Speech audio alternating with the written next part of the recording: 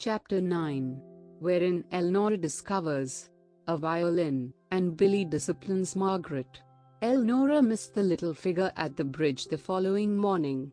She slowly walked up the street and turned in at the wide entrance to the school grounds.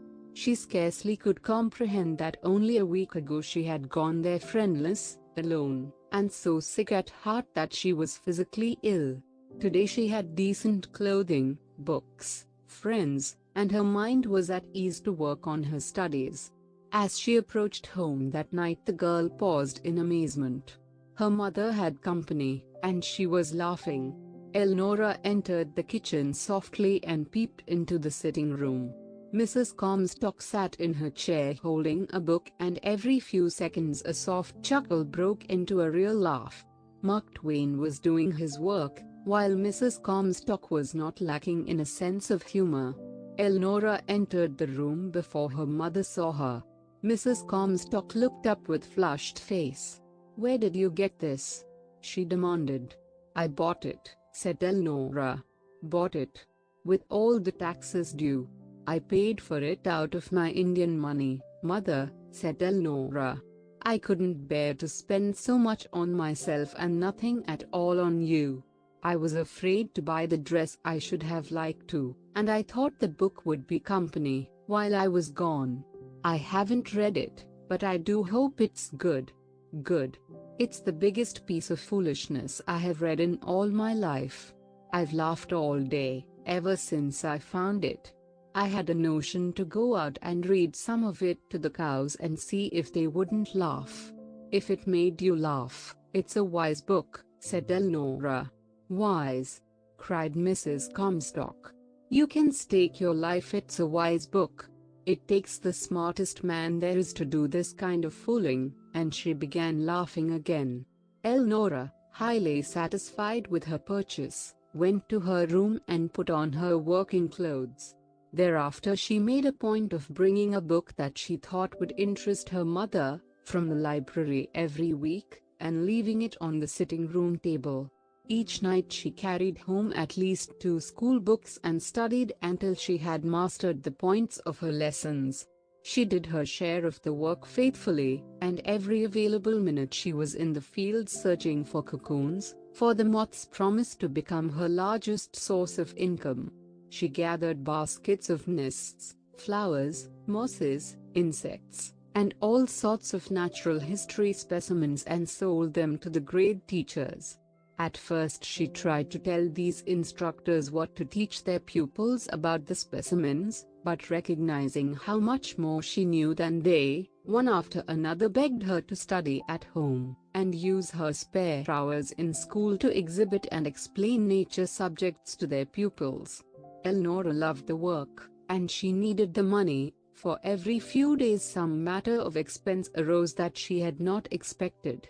From the first week she had been received and invited with the crowd of girls in her class, and it was their custom in passing through the business part of the city to stop at the confectioners and take turns in treating to expensive candies, ice cream sodas, hot chocolate, or whatever they fancied. When first Elnora was asked, she accepted without understanding. The second time she went because she seldom had tasted these things, and they were so delicious she could not resist. After that she went because she knew all about it, and had decided to go. She had spent half an hour on the log beside the trail in deep thought and had arrived at her conclusions. She worked harder than usual for the next week, but she seemed to thrive on work. It was October and the red leaves were falling when her first time came to treat. As the crowd flocked down the broad walk that night, Elnora called, "Girls, it's my treat tonight. Come on." She led the way through the city to the grocery they patronized when they had a small spread, and entering came out with a basket, which she carried to the bridge on her home road.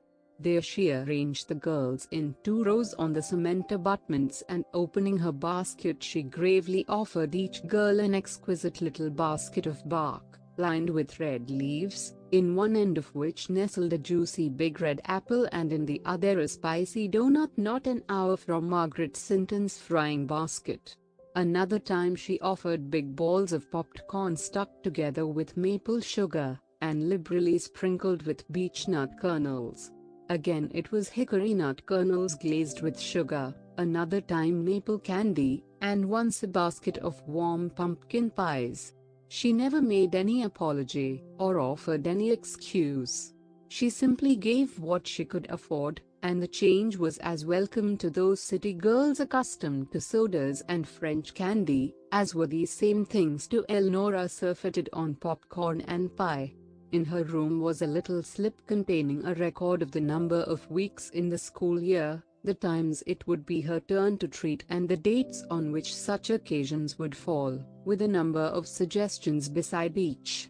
Once the girls almost fought over a basket lined with yellow leaves, and filled with fat, very ripe red haws. In late October there was a riot over one which was lined with red leaves and contained big fragrant pawpaws frost-bitten to a perfect degree. Then hazelnuts were ripe, and once they served. One day Elnor, at her wit's end, explained to her mother that the girls had given her things and she wanted to treat them. Mrs. Comstock, with characteristic stubbornness, had said she would leave a basket at the grocery for her, but firmly declined to say what would be in it. All day Elnora struggled to keep her mind on her books. For hours she wavered in tense uncertainty. What would her mother do? Should she take the girls to the confectioner's that night or risk the basket? Mrs. Comstock could make delicious things to eat, but would she? As they left the building, Elnora made a final rapid mental calculation. She could not see her way clear to a decent treat for 10 people for less than $2, and if the basket proved to be nice, then the money would be wasted. She decided to risk it. As they went to the bridge, the girls were betting on what the treat would be, and crowding near Elnora like spoiled small children. Elnora set down the basket. "Girls," she said, "I don't know what this is myself, so all of us are going to be surprised.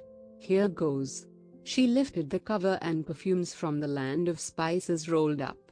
In one end of the basket lay 10 enormous sugar cakes, the tops of which had been liberally dotted with circles cut from stick candy. The candy had melted in baking and made small transparent wells of waxy sweetness, and in the center of each cake was a fat turtle made from raisin with cloves for head and feet. The remainder of the basket was filled with big spiced pears that could be held by their stems while they were eaten. The girls shrieked and attacked the cookies, and of all the treats Elnora offered, perhaps none was quite so long remembered as that. When Elnora took her basket, placed her books in it, and started home, all the girls went with her as far as the fence where she crossed the field to the swamp. At parting they kissed her goodbye. Elnora was a happy girl as she hurried home to thank her mother. She was happy over her books that night, and happy all the way to school the following morning. When the music swelled from the orchestra, her heart almost broke with throbbing joy.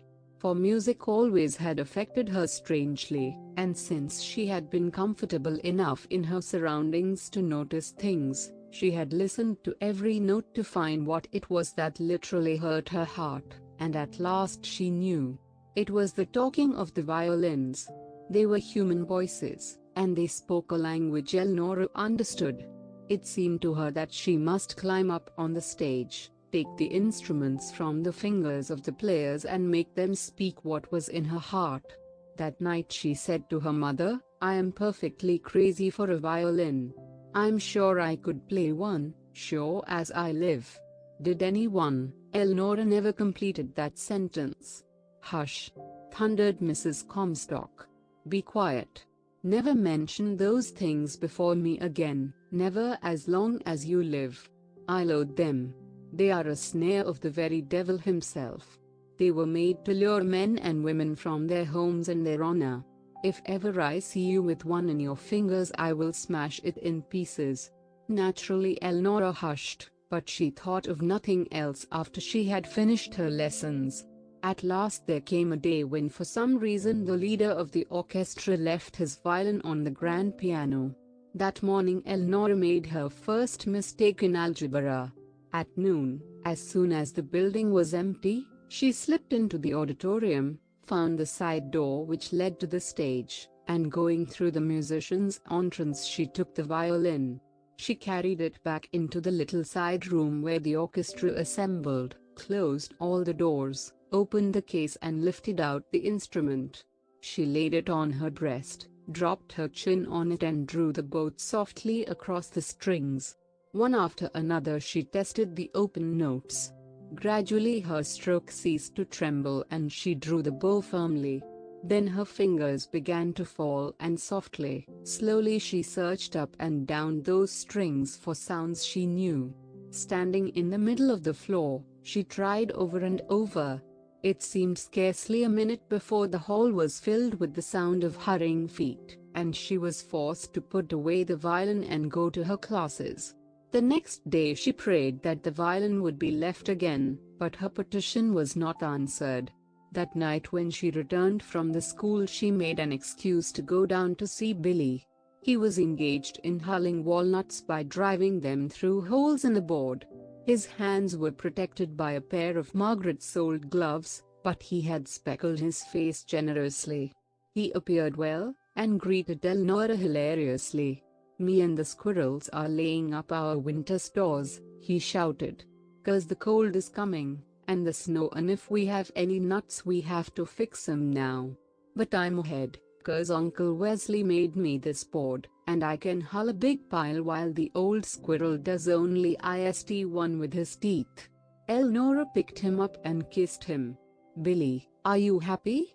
she asked. "Yes, and so Snap," answered Billy. "You ought to see him make the dirt fly when he gets after a chipmunk.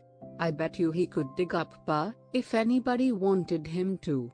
"Billy," gasped Margaret as she came out to them. "Well, me and Snap don't want him up, and I bet you Jimmy and Belle don't, either. I ain't been twisty inside once since I been here, and I don't want to go away, and Snap don't, either. He told me so." "Billy, that is not true. Dogs can't talk," cautioned Margaret. "Then what makes you open the door when he asks you to?" demanded Billy. "Scratching and whining isn't talking. Anyway, it's the best. Snap can talk, and you get up and do things he wants done. Chipmunks can talk too. You ought to hear them damn things holler when Snap gets them. Billy, when you want a cookie for supper and I don't give it to you, it is because you said a wrong word. Well, for..." Billy clapped his hand over his mouth and stained his face in swipes. "Well, for anything. Did I go and forget again? The cookies will get all hard, won't they? I bet you $10 I don't say that anymore." He espied Wesley and ran to show him a walnut too big to go through the holes, and Elnora and Margaret entered the house. They talked of many things for a time and then Elnora said suddenly, "Aunt Margaret, I like music." "I've noticed that in you all your life," answered Margaret. "If dogs can't talk, I can make a violin talk," announced Elnora, and then in amazement watched the face of Margaret Sinton grow pale. "A violin?" she wavered. "Where did you get a violin? They fairly seem to speak to me in the orchestra. One day the conductor left his in the auditorium, and I took it. And Aunt Margaret, I can make it to the wind in the swamp, the birds, and the animals. I can make any sound I ever heard on it. If I had a chance to practice a little, I could make it to the orchestra music, too. I don't know how I know, but I do." Did you ever mention it to your mother?" faltered Margaret. "Yes, and she seems prejudiced against them. But oh, Aunt Margaret, I never felt so about anything, not even going to school. I just feel as if I'd die if I didn't have one. I could keep it at school, and practice at noon a whole hour. Soon they'd ask me to play in the orchestra. I could keep it in the case and practice in the woods in summer. You'd let me play over here Sunday. Oh, Aunt Margaret, what does one cost? Would it be wicked for me to take of my money, And buy a very cheap one? I could play on the least expensive one made.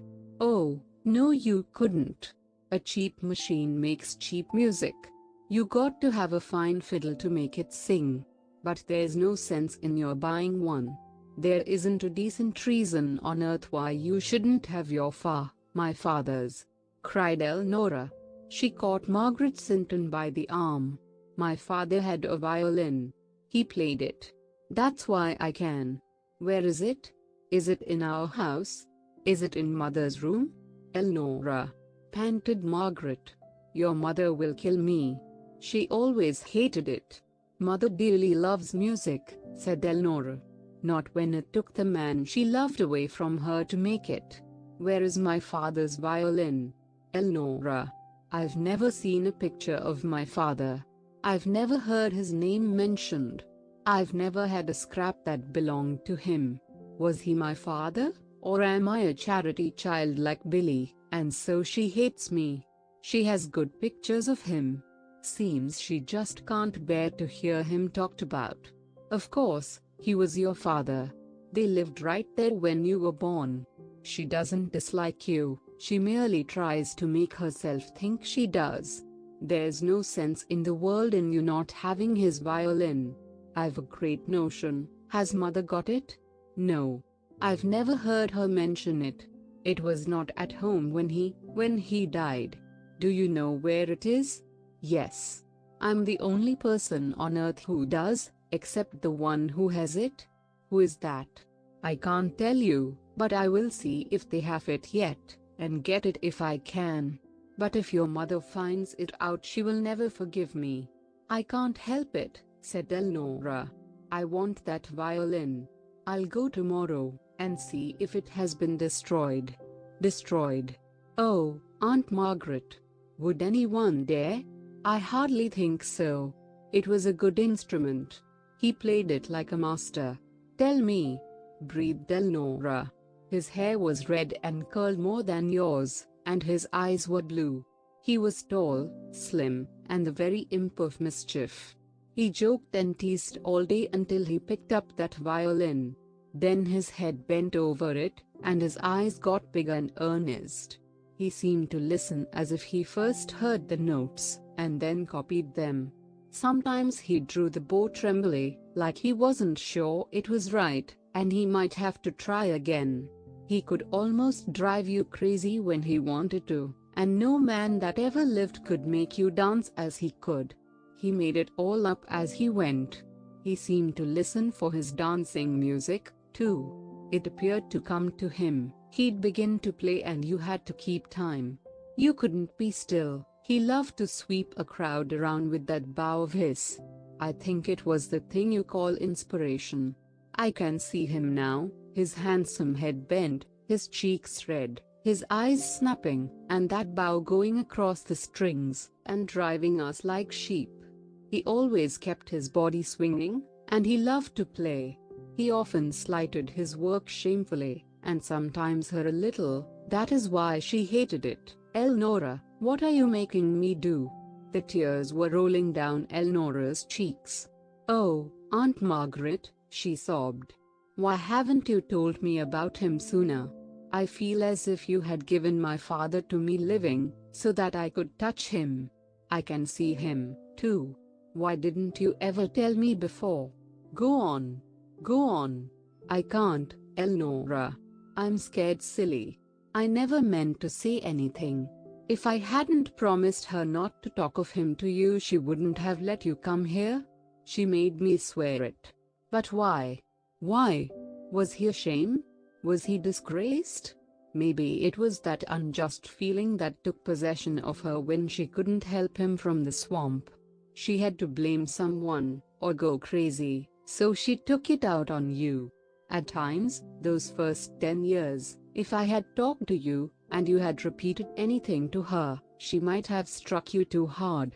She was not master of herself. You must be patient with her, Elnora. God only knows what she has gone through, but I think she is a little better, lately. So do I, said Elnora. She seems more interested in my clothes, and she fixes me such delicious lunches that the girls bring fine candies and cake and beg to trade. I gave half my lunch for a box of candy one day, brought it home to her, and told her. Since, she has wanted me to carry a market basket and treat the crowd every day. She was so pleased. Life has been too monotonous for her. I think she enjoys even the little change made by my going and coming. She sits up half the night to read the library books I bring, but she is so stubborn she won't even admit that she touches them. Tell me more about my father. Wait until I see if I can find the violin.